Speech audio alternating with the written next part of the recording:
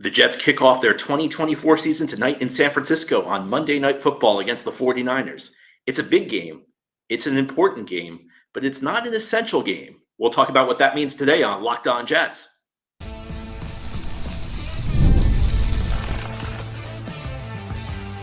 You are Locked On Jets, your daily New York Jets podcast. Part of the Locked On Podcast Network, your team every day.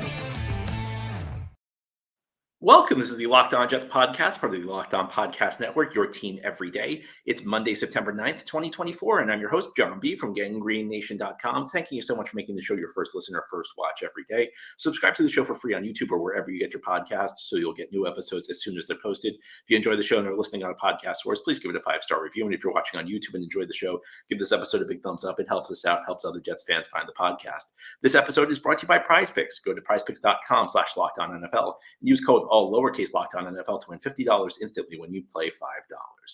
Well, the Jets finally kick off their 2024 season tonight. It's been a long offseason of waiting and a long weekend. Jets are one of the final two teams to kick off their season at the end of week one, Monday Night Football in San Francisco against the 49ers. Kickoff time scheduled 8:15 p.m. Eastern on ESPN. And just a little note, we have a new member of the Locked On Jets family, Chris Schubert, who is going to, through the season, provide us with instant recaps of games. I got to meet Chris last week. We had a couple laughs. I told him I think everyone will like him better than they like me. So on the Locked On Jets feed after this game and after every game this year, Chris Schubert's going to join us with instant reaction. Won't impact our show. We'll keep doing 5 days a week. I'll keep giving you my thoughts, but a new friend joins us. Chris Schubert will be breaking down games starting tonight after the Jets 49ers game. So let's break down this game. And like I said, it's been a long offseason of waiting. And it's tough when you play Monday Night Football week one because you're watching all the other teams get into action. Finally, we get to see the New York Jets in action. And in many ways, this game's kind of deja vu because last year, of course, we saw the Jets play week one. It was a highly anticipated game that was supposed to be Aaron Rodgers' debut. And I guess for 4 plays, it was Aaron Rodgers' debut. And then things kind of fell apart. That 4 plays into the season, Aaron Rodgers suffered an injury. Jets were playing a contender. It was a marquee matchup week one to close out the opening week on the schedule.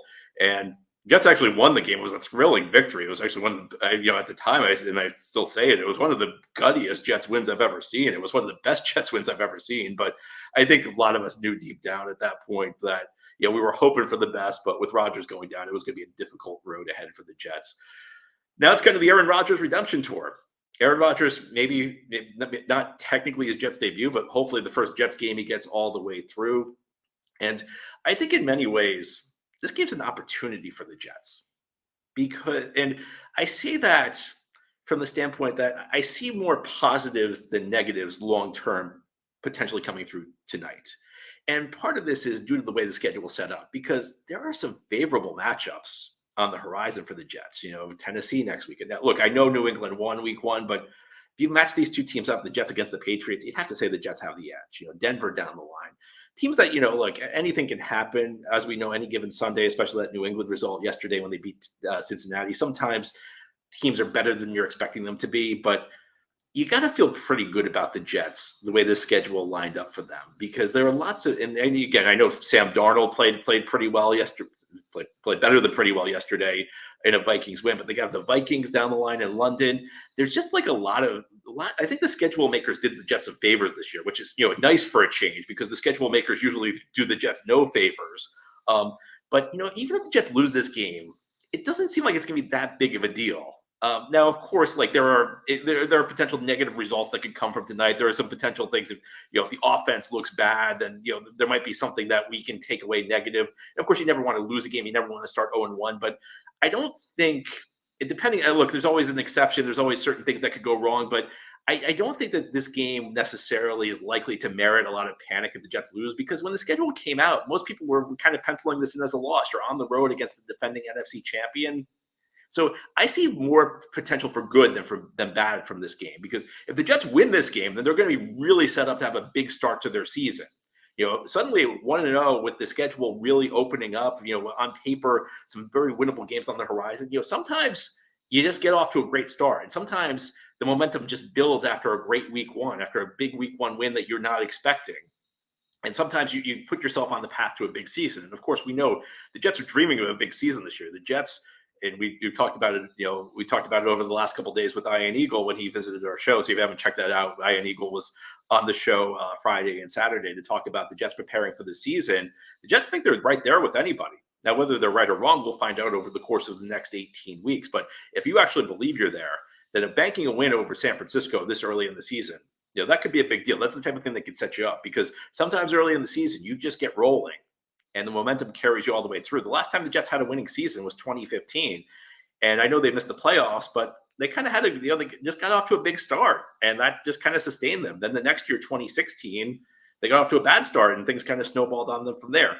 I would be very surprised if this Jets team got off to a really bad start, just again, because of the caliber of this team and because of the schedule they're playing. The question is, how big of a start will they get off to? And right now they have a chance to be the team that was in the Super Bowl, a team that was frankly a play away from winning the Super Bowl last year multiple times. And if they go out there and play well tonight and beat the 49ers, then that could be a sign that we're on our way to a big season. And if they lose, well, again, I don't think many people penciled this in as a win before the season began. So I think I don't want to say house money, because again, there are some things that if we see tonight could potentially be concerning. I'm not going to sit here and tell you that there's nothing to take away from this game tonight negatively. Injuries, injuries at the top of the list. You don't want to lose any key players.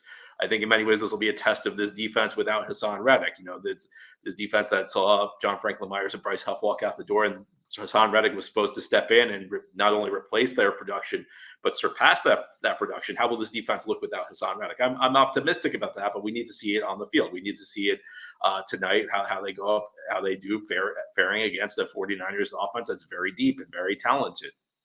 But I think that if you lose this game, and generally speaking, if it's a hard-fought game, and you lose by a score, it goes down to the fourth quarter, I don't think anybody's going to be super upset with that. Whereas if you go on the road to San Francisco and beat this team, that's going to announce to the league the Jets could be for real this year. And I also like the fact that the Jets got the 49ers in week one, because week one is a point in the year where you just see fluky results. I mean, the Chiefs lost to Detroit last year. Detroit's a very good team, but the Chiefs lost and then went on to win the Super Bowl. I mean, in the 6 Brady Super Bowl years with New England, they lost their first game. 3 of the 6 times they won the Super Bowl, they lost week one. So you kind of see fluky. New England beating Cincinnati yesterday. We'll see what the season holds. I mean, Patriots could surprise us. The Bengals could surprise us in a negative way. But I think if you ask most people, they would say Cincinnati is likely to be on their way to a successful season, whereas New England probably not so much. So you also got the 49ers at a point where they're trying to bring new guys into their lineup. They had some guys who didn't participate a lot in training camp, so they're kind of trying to integrate guys into their lineup who weren't there, which is always a bit dicey on a number of levels. So I think that if you were going to get the 49ers, and look, the Jets were always going to get the 49ers on their schedule. We go back to a few months to schedule release day. Why is it the most overrated day on the calendar? Well, for lots of reasons, but the first among those reasons that you already know the opponents the Jets are getting. They had to get to the San Francisco 49ers this year. The Jets just have the NFC West in their rotation. The AFC East plays the NFC West this year. You rotate one division in the opposite conference every single year. You had to play the 49ers at some point. Week one's not a bad time to do it. Now, here on the Locked On Jets podcast, we'll turn our attention to this actual game. I think there's going to be one really, really interesting aspect of this game. We're going to see a new look Jets offense in action, and that could tell us something as we move forward into the 2024 season. We'll talk in more detail on that continuing here on this Monday edition of Locked On Jets. Today's episode of Locked On Jets is brought to you by PrizePicks. PrizePicks is America's #1 daily fantasy sports app with over 5 million active members. PrizePicks is the easiest and most exciting way to play daily fantasy sports. Unlike other apps, on PrizePicks, it's just you against the numbers. All you do is pick more or less than on 2 to 6 player stat projections and watch the winnings roll in. You can now win up to 100 times your money on PrizePicks with as little as 4 correct picks. PrizePicks is the only real money daily fantasy sports platform with an injury insurance policy, so your lineups stay in play even if one of your players gets injured. And if your player leaves in the first half and doesn't return, PrizePicks, your picks are still live. And PrizePicks invented the flex play, which means you can still cash out even if your lineup isn't perfect. You can double your money even if one of your picks doesn't hit. Download the PrizePicks app today and use code LOCKEDONNFL and get $50 instantly when you play $5. That's code LOCKEDONNFL. It's one word with no space, LOCKEDONNFL on PrizePicks for $50 instantly when you play $5. You don't even need to win to receive the $50 bonus. It's guaranteed. PrizePicks, run your game. This show is sponsored by BetterHelp. What's something you'd love to learn? As an adult, do you still make time to learn new things as often as you'd like, or was that lost in childhood? Kids are always learning and growing, but as adults, sometimes we lose that curiosity. What's something you'd like to learn? Gardening, a new language, maybe how to finally beat your best friend in bowling? Therapy can help you reconnect your sense of wonder because your back to school era can come at any age. Therapy has so many benefits. It's helpful for learning positive coping skills and how to set boundaries. It empowers you to be the best version of yourself. It's not just for those who've experienced major trauma. If you're thinking of starting therapy, give BetterHelp a try. It's entirely online, designed to be convenient, flexible, and suited to your schedule. Just fill out a brief questionnaire to get matched with a licensed therapist and switch therapists at any time for no additional charge. Rediscover your curiosity with BetterHelp. Visit betterhelp.com/lockedon today to get 10% off your first month. That's BetterHelp, HELP.com/lockedon. Thank you so much for making Locked On Jets your first listener, first watch every day. As I mentioned earlier, after the game tonight, Chris Schubert will be on with a Locked On Jets postcast, a new member of our Locked On Jets family. It'll be a great listen. Of course, we'll be back on tomorrow. This is a daily podcast covering the New York Jets with new episodes each day through the week, Monday through Friday. Jets kicking off their 2024 season finally. And, after maybe really a year and a half of anticipation, unless something else goes wrong, we're going to see Aaron Rodgers actually play a full game for the Jets. In fact, we didn't even see Aaron Rodgers play a full series last year. So an exciting time for the New York Jets and really a new look offense for the Jets this year. They, not just Rodgers at quarterback, but they've made some upgrades across this offensive unit. In fact, I would say that they made the moves offseason that they should have made a year ago. A year ago, I still don't understand what they were doing trying to build this offense. The way they built this offense a year ago, it was almost like they thought all they had to do was sprinkle in Aaron Rodgers and everything would go fine. And they did not address the offensive line the way they should have. It did not address the receiver position the way they should have. The method of addressing the receiver position a year ago was, signing Allen Lazard and Randall Cobb. Bad idea. This year, they acted like a team that wants to win. This year, they bring in Tyron Smith. This year, they trade for Morgan Moses. This year, they signed Mike Williams. This is now an interesting offense, and we'll get our first look at it tonight. And, as I mentioned in the first segment, there's lots of elements that I like about getting the 49ers week one. I think one of the tougher areas that this is a talented 49ers defense. We know that this 49ers team is deep and it's a complete team. They play well both on the offensive and defensive sides of the ball. So I guess despite everything I said in the first segment, I guess in my heart of hearts, maybe I'd like this Jets offense to get a little bit of an easier test right off the bat. But it'll be a good measuring stick. It'll show us how good this offense is right now. Now, of course, you have an offensive line that if we compare it with the starting offensive line week one a year ago, has 4 new starters. Elijah Vera Tucker at right guard is the only player returning from that week one lineup last year. Now, in reality, I think you could make an argument that there are 2 starters returning because Joe Tippmann started most of last year and he moved to the center position after Connor McGovern got injured. But at both tackle spots, you have a new guy. You have Tyron Smith at the left tackle spot. You have Morgan Moses at the right tackle spot. And of course, you have John Simpson at the left guard spot. And as we know, offensive line is a spot where continuity can be important. And these are guys who are playing together for the first time now. AVT and actually, AVT and Tippmann didn't play together last year because AVT got injured before the point where Tippmann played center. So you really have 5 guys who aren't used to playing. Nobody's used to playing next to the guy next to him. And you have to remember, you may be saying, what about Vera Tucker and Morgan Moses? They were both Jets in 2021, but in 2021, Vera Tucker was a left guard. He moved to right guard after the Jets signed Laken Tomlinson that year, and Moses went out the door. So even guys who have been teammates before, even guys who have played on the same line, nobody has experience playing next to each other on this offensive line.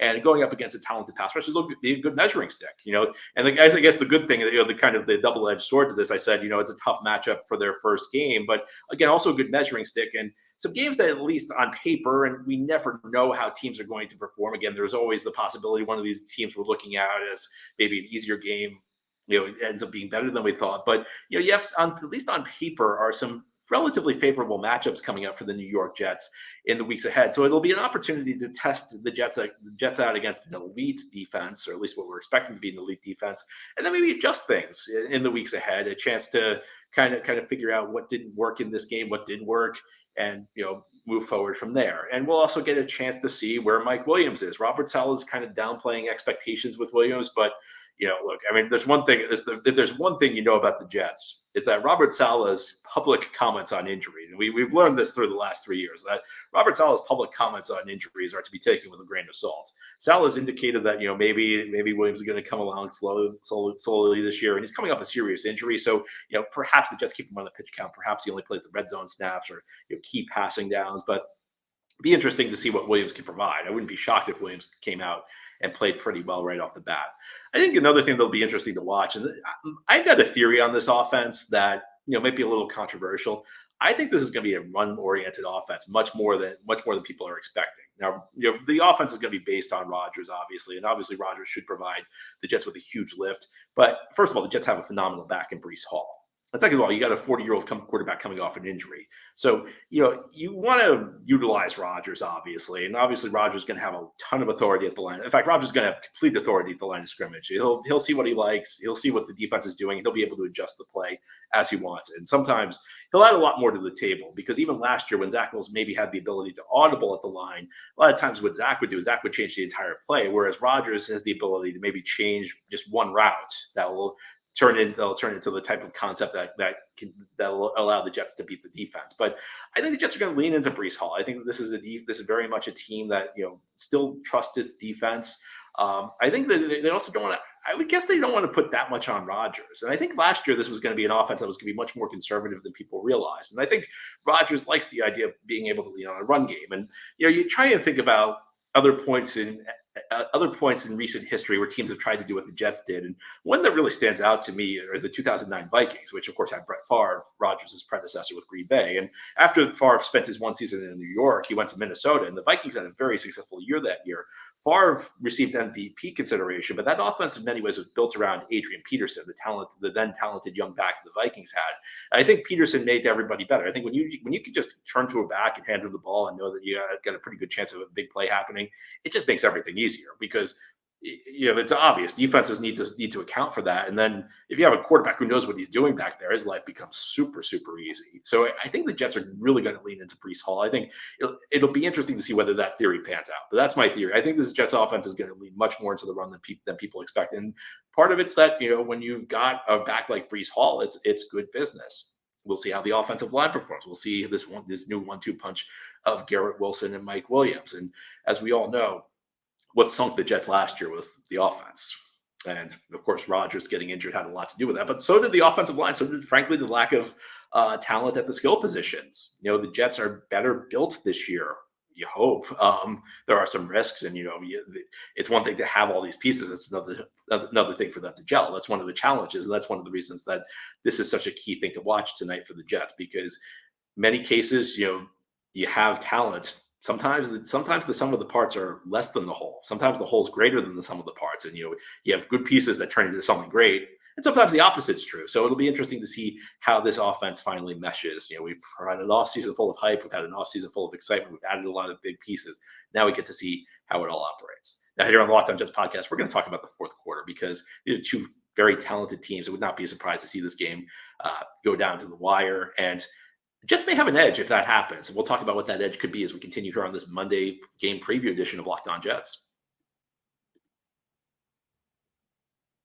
Today's episode of Locked On Jets is brought to you by Game Time. Are you in San Francisco, or are you heading to San Francisco tonight? Do you want last-minute tickets to the game? Well, Game Time's the place to go. I've used Game Time myself on a number of occasions. I got last-minute tickets, an hour or two before the event, and the prices have been absolutely amazing. Game Time provides you the view from your seat. They give you a picture of what your seat's going to look like. So no surprises when you get to your venue or your stadium or whatever venue you're at. There's no obstructed views. You can see before you buy with Game Time. And you should also know that Game Time now offers a new feature called Game Time Picks that makes getting tickets for your favorite live events even easier. Game Time Picks filters out the fluff to show you only incredible deals on great seats, so you don't have to waste time searching through thousands of tickets. Take the guesswork out of buying tickets with Game Time. Download the Game Time app, create an account, and use code LOCKEDONNFL for $20 off your first purchase. Terms apply. Again, create an account and redeem code LOCKEDONNFL. Locked On NFL. It's one word with no space for $20 off. Last minute, download Game Time today. What time is it? Game time. This is the Locked On Jets podcast on this Monday. We're previewing Week 1 Monday Night Football. Second straight year the Jets kick off their season Monday Night Football. They face the San Francisco 49ers, the defending NFC champion, tonight in San Francisco. Kickoff time scheduled for 8:15 p.m. Eastern. And after the game, head on over to the Locked On Jets channel.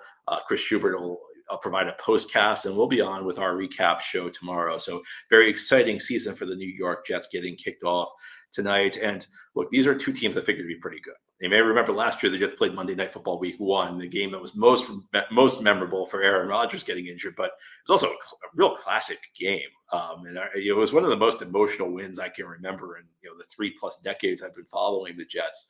Jets ended up winning the game in overtime. They came back from a fourth quarter deficit. They took the lead late in the fourth quarter, and then the Bills hit a field goal to send it to overtime, and the game ended on a Xavier Gipson punt return in overtime. Look, it's no secret that this game could be very close. I mean, look, half of NFL games are decided by one score or less, especially when you have two very talented teams. And I think there's a question, who's going to close this game out in the fourth quarter? And look, based on what the Jets are saying, based on everything the Jets have told us about their training camp, could this be an area where they have an edge? Well, if the Jets were being accurate, then perhaps, because there have been many players who talked about this being a very grueling training camp. Like Aaron Rodgers said that he did not feel like he needed any sort of preseason reps because this was one of the toughest training camps he's had in recent memory. So in last year, you may remember Rodgers, not that Rodgers played a lot in preseason, but Rodgers played 2 series in the preseason just because he wanted to get the timing down. He felt that because this year's training camp was so intense, he did not need to do that this year. And that goes across the roster. There have been a couple of players who have commented on how tough this year's training camp was. And we talk about this a lot on the show in the lead up to the season. There is a difference between being in great physical condition and being in football shape. Football shape, you got to get used to being hit. It's just a different type. And this is, look, obviously I've never played in the NFL, but guys who have played in the NFL have spoken about this extensively. And training camps don't really do a great job of simulating that this day and age. In fact, if you watch any given game yesterday, you could probably see that there were instances of guys who were exhausted by the end, late in the fourth quarter, because teams don't really utilize the preseason that much. And there is only so much that training camp practices can get you, but you're competing against another team, and these other teams, usually don't put their starters on the field. So it's really a question. It's really a relative question. If the Jets if Jets are honest and the Jets were accurate that they had a tougher training camp than most other teams, and if guys are comparing it to past training camps they've been in, so I have no reason to doubt them, then you wonder whether the Jets have a little bit of an edge if this game goes to the fourth quarter. And that's especially true because the 49ers have had a couple of guys who, weren't really around the team in training camp, most notably Trent Williams, the future Hall of Fame left tackle. I mean, you want to talk about just a guy who's been I don't use this expression. He's been a perfect left tackle through his career. I mean, this is actually one of the few games I'll go into this season where I think the Jets have the lesser of the two left tackles, because Tyron Smith's a great player. But Trent Williams, my God, I can't tell you how much I think of Trent Williams, but he held out all of training camp. So, look, I have no doubt Trent Williams is in great physical shape. But is he in football shape? I have no doubt. Look, Trent Williams could go out there and probably play great the first quarter or two. But once you get to the second half, and even Kyle Shanahan, the 49ers head coach, kind of said, he was considering, do you sub Trent Williams out, which is a very bold statement to make. You usually don't sub out. You usually don't rotate your offensive line through the game, in part because you want continuity, because you want chemistry. And you especially don't sub out, let's be honest, a guy who's the perfect left tackle. So you get to the fourth quarter of these games. How about Brandon Ayuk? There's some questions about, the condition of these 49ers. And I look at this, and maybe this is wishful thinking on my part, but I say, if this game's tight, 5 minutes to go, it's a 3-point game. Could that be something that makes a big difference for the Jets? That's in a world where Hassan Reddick would have reported and played in this game. It's one of the things we'd be talking about, because I'm sure that whenever Hassan Reddick eventually does report, he's going to be on a pitch count. And this is actually going to be really interesting tonight. This is going to have how Will McDonald in particular does, but the Jets pass rush in general, how they do. That's going to dictate a lot of the narrative on Hassan Reddick, because if Will McDonald goes out, throws up a sack or two, maybe even beats Trent Williams, we certainly can hope that happens.